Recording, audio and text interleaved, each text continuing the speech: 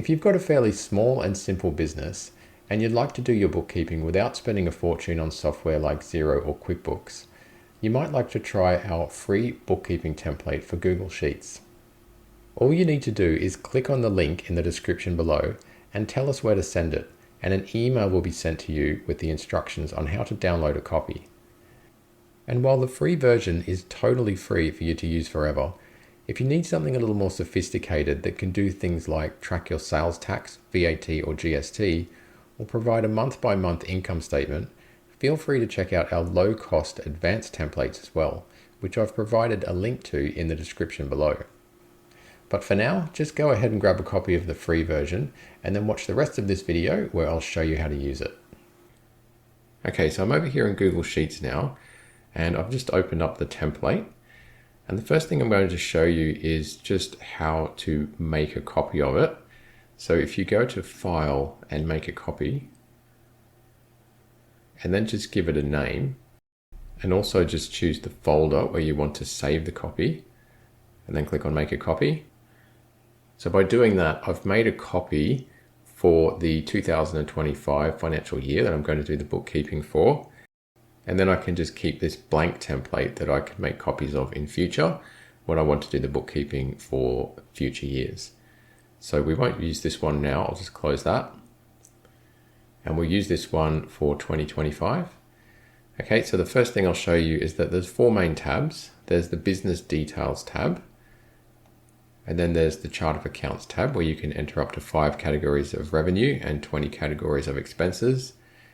There's the Transactions tab where you can enter up to 500 transactions.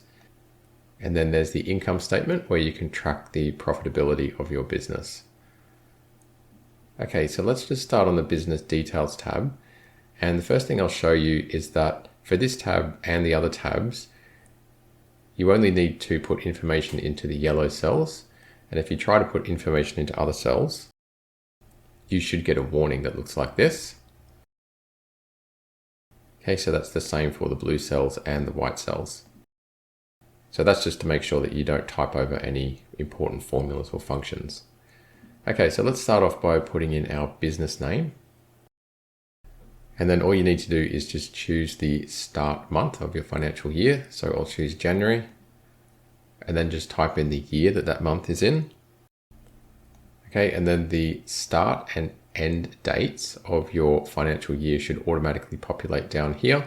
And as you can see, mine runs from the 1st of January 25 to the 31st of December 25. Okay, once that's in, you can go to your Chart of Accounts and you can enter in your revenue and expense categories. So I'll just put a few of those in. Okay, so I've just put in a couple of categories of revenue. So for this business, I sell products on Etsy and Shopify and also for cash in person. And I've just got some sales and refunds accounts in there. So now I'll just put in a couple of expense accounts. As an example, you can have up to 20, but I'll just put in a few. Okay, so I've just got Etsy fees, Shopify fees, and inventory purchases. Once you've filled out your Chart of Accounts, you can come over to the Transactions tab. And here you can start filling in the details of each of your transactions. So we'll start off with the date. Okay, so your date needs to be within the date range that you've got over here in the Business Details tab. So I've got the 1st of January 25 there, which is okay. Let's see what happens when I put in a date outside of the date range. Okay, so I just tried to enter the date 31st of December 24, and it's saying that it's an invalid date. So that's a bit of error checking there for you. Okay, next we'll choose the category name. And as you can see, there's a drop-down list here, and that is created from the accounts that you put in your Chart of Accounts. So I'll just choose Etsy sales for this one, and then put in an amount. Okay, so sales need to go in as a positive number.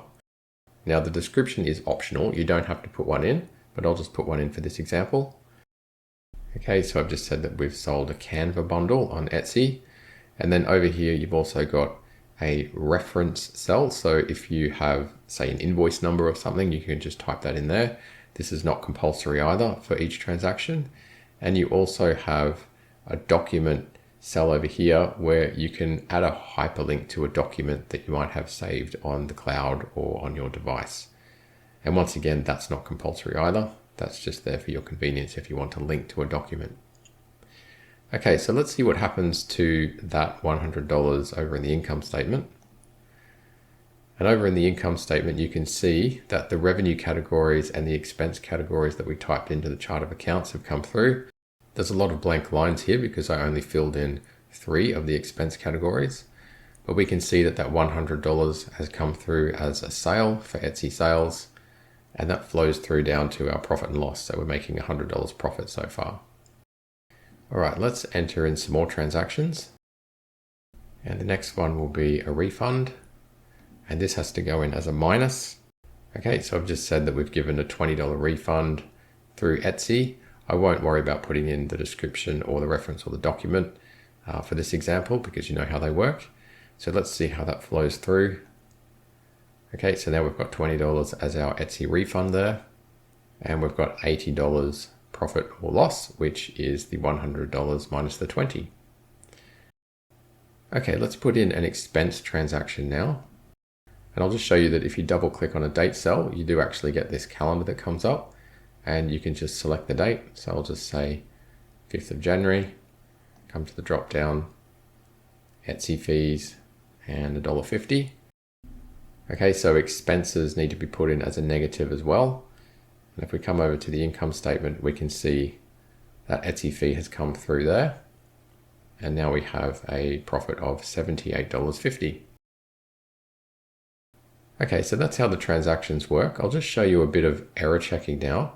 So if I just type in $10 here, you can see that the error messages come up here, check transactions for errors, and these 2 cells are highlighted red. And that's because we have an amount, but we don't actually have a category or a date for it yet. So that amount has not flowed through to the income statement because it's incomplete. So all you need to do is just complete the details. So let's just put in a date. And as you can see, that cell is no longer red. And we'll just pick a category name. So that's Shopify sales. And now we can see that the $10 has flowed through to our income statement. Okay, so if you have an amount and you haven't completed both of these or either one of these, it won't flow through to the income statement. Okay, and one last thing I want to show you is what to do if you've got to put in a transaction that's out of date order. So let's just say you forgot to put in a transaction on the 3rd of January.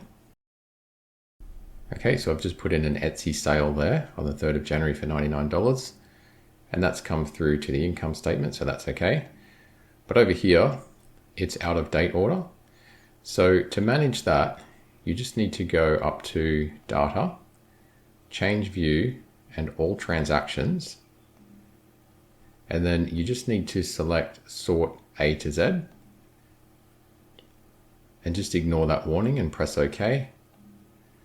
And as you can see, that's sorted the transactions in date order. So the transaction for the 3rd of January is now in there.